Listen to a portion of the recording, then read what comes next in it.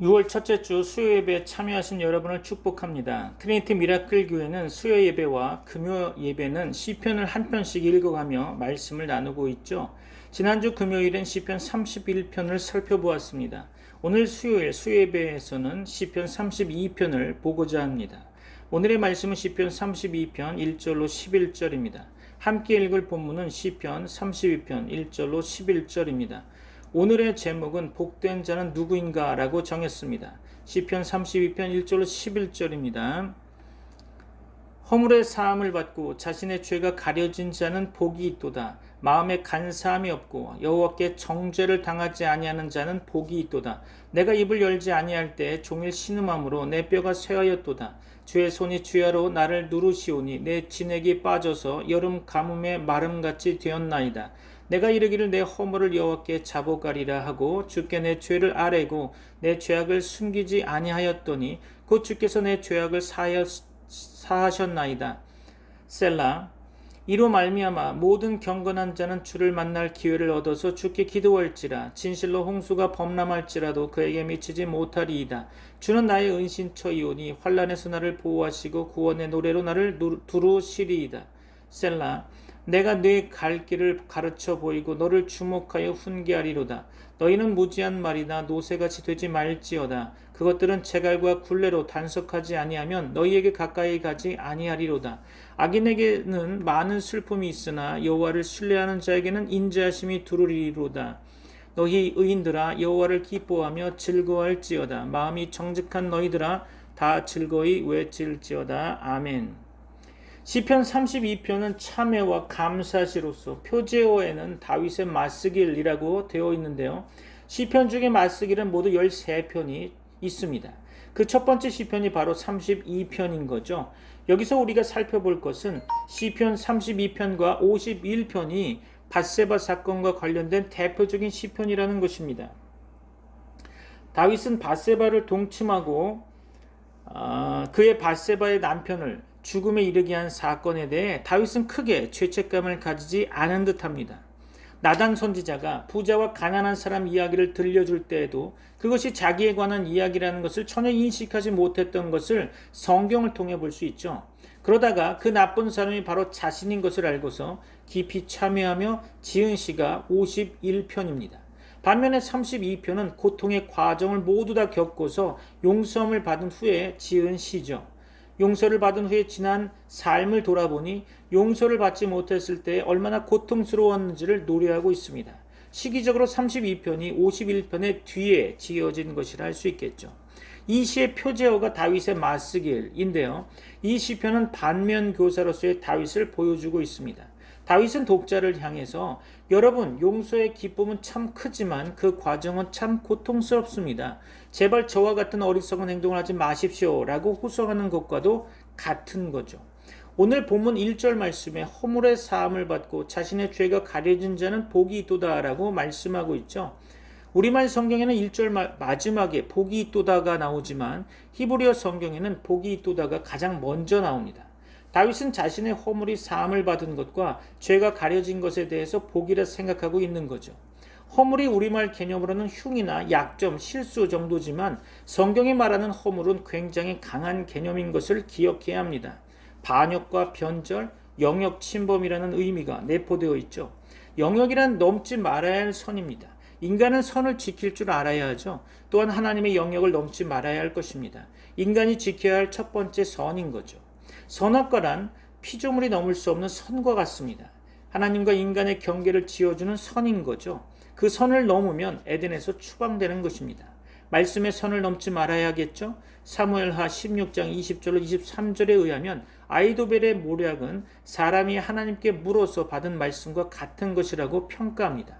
아이도벨이 압살롬에게 제시한 계략은 다윗의 후궁들을 백주의 이스라엘 무리들 눈앞에서 겁간하라는 것이었죠. 그런데 이 계략은 이미 나단 선지자를 통해서 다윗에게 선포된 심판 조항이기도 했습니다. 사무엘하 12장 11절로 12절이죠. 여호와께서 또 이와 같이 이르시기를 보라 내가 너와 네 집에 재앙을 일으키고 내가 네 눈 앞에서 네 아내를 빼앗아 네 이웃들에게 주리니 그 사람들이 네 아내들과 더불어 백주에 동침하리라. 너는 은밀히 행하였으나 나는 온 이스라엘 앞에서 이 일을 행하리라 하셨나이다 하니. 아멘. 아이도벨의 모략은 다윗을 징계하기 위한 하나님의 뜻과 정확하게 맞아떨어지고 있죠. 그러나 17장에서 계속해서 이어지는 아이도벨의 계략은 다윗을 징계하기 위한 하나님의 심판의 범위를 넘어서고 있습니다. 사무엘하 17장 1절로 3절 볼까요? 아이도벨이 또 압살롬에게 이르되 이제 내가 사람 12,000명을 택하게 하소서. 오늘 밤에 내가 일어나서 다윗의 뒤를 추적하여 그가 고나고 힘이 빠졌을 때에 기습하여 그를 무섭게 하면 그와 함께 있는 모든 백성이 도망하리니 내가 다윗의 왕만 쳐 죽이고 모든 백성이 당신께 돌아오게 하리니 모든 사람이 돌아오기는 왕이 찾는 이 사람에게 달렸습니다. 아멘. 아이도벨의 모략은 한마디로 다윗을 죽이는 것이었습니다. 그의 계략은 반란군 입장에서는 탁월한 지략이 분명했으나 하나님 입장에서는 오버액션 해당하고 있죠. 하나님께서 다윗에게 그어놓은 선을 넘어서는 행동이었던 것입니다. 바세바는 아이도벨의 아들인 엘리암의 딸로서 손녀의 안가품을 다윗에게 행하려 했던 것입니다. 개인적인 복수심이 하나님의 뜻을 넘어서게 한 거죠. 하나님께서는 다윗의 친구이자 모사였던 후세를 통해 아이도벨의 모략을 패하십니다. 사무엘하 17장 11절이죠. 나는 이렇게 계략을 세웠나이다. 온 이스라엘을 단부터 브엘세바까지 바닷가의 많은 모래같이 당신께로 모으고 친히 전장에 나가시고. 그렇죠. 후세는 압살롬에게 친히 전장에 나가시고, 즉 미리 온 이스라엘 임금으로서 왕관을 쓰라고 부추기고 있습니다. 후세의 계략은 압살롬의 욕망을 자극하고 있죠. 결국 압살롬은 아이도벨의 모략을 물리치고 후세의 것을 택합니다. 일선에 밀려난 아이도벨은 낙향하여 짐을 정리하고 스스로 목매어 죽게 됩니다. 압살롬 역시 전쟁에서 머리카락이 상수리나무에 걸려서 창에 찔려 비참한 최후를 맞이하죠. 그 옛날 첫사람 아담과 하와에게 주어졌던 선악과는 하나님의 뜻을 표방하기 위한 신호였습니다. 다른 것은 모두 허용하더라도 그 선을 넘어서는 안 된다는 것이 창조주와 피조물의 경계였던 거죠. 말씀의 선을 넘지 말아야 할 것입니다. 마태복음 6장에서 산상수훈에 염려하지 말라를 다룰 때 6장 34절은 잘 다루고 있지 않은 듯합니다. 그러므로 내일 일을 위하여 염려하지 말라. 내일 일은 내일이 염려할 것이요 한날의 괴로움은 그날로 족하니라. 아멘. 이 한 절을 통해서 염려하지 말아야 할 이유를 살펴보려고 하는데요. 내일 일은 하나님의 일이다라는 거죠. 내일 일을 염려하지 말라고 합니다. 왜 그럴까요? 내일 일은 내일이 염려할 것이기 때문입니다. 내일을 인격화한 거죠. 내일을 사람인 양 묘사하고 있습니다. 내일 일은 내일의 일이니까 내일이 염려하게 하라는 거죠. 한마디로 내일을 하나님으로 생각하면 된다는 것입니다. 내일 일은 하나님의 일입니다.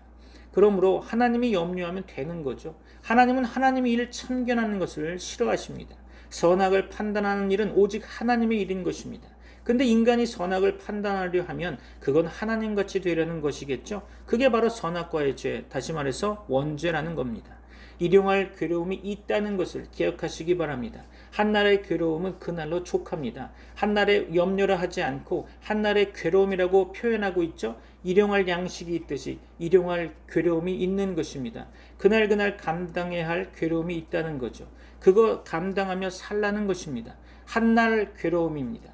기껏해야 하루 괴로움인 거죠. 능히 감당할 수 있습니다. 그거 짐지고 살 수 있는 거죠. 하나님은 우리를 놀고 먹게 만들지 않았습니다. 짊어질 괴로움이 있는 거죠. 좋게 말하면 사명인 것입니다. 사명을 짊어지는 인생을 살라는 거죠. 오히려 강해지고 성장하게 될 것입니다. 마귀는 과장의 천재죠. 한날 괴로움을 엄청 과장해서 죽을 일같이 느끼게 만들죠. 대부분의 괴로움은 별거 아닙니다. 쉽게 짊어질 수 있습니다. 오늘 하루를 잘 살아내면 되는 거죠. 오늘 하루를 견디면 되는 것입니다. 주어진 짐을 가볍게 짊어지고 가십시오.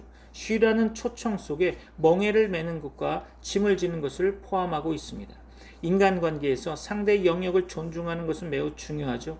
영역이란 개인이 타인에게 간섭을 받지 않고 자유롭게 행동할 수 있는 물리적, 심리적 범위를 말하는 거죠.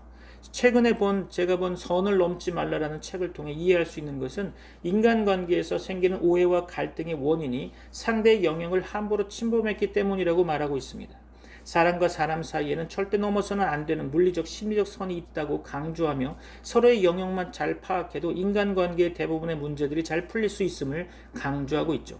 영역은 인간관계에서 서로가 지켜야 할 기본적인 예의입니다. 사람들은 잘 모르는 사람이 지나치게 가까이 다가오면 불쾌해질 수 있죠. 불편한 사람, 어려운 사람과도 가까이 있고 싶어하지 않을 수 있겠죠. 심지어 가족이나 친한 친구, 상사나 편한 동료라도 자신의 영역 안으로 들어와도 좋다고 허락하지 않았는데 마음대로 선을 넘어오면 불쾌해지는 건 마찬가지입니다. 이런 감각은 모든 사람들에게 존재하는데요. 이게 바로 영역 감각입니다. 눈에 보이지 않는 이러한 영역 감각을 심리학에서는 개인 공간이라는 퍼스널 스페이스라고 하는데요. 이처럼 상대의 영역을 존중해주지 못하는 사람은 아무리 능력이 뛰어나도 성공하지 못하는 것입니다.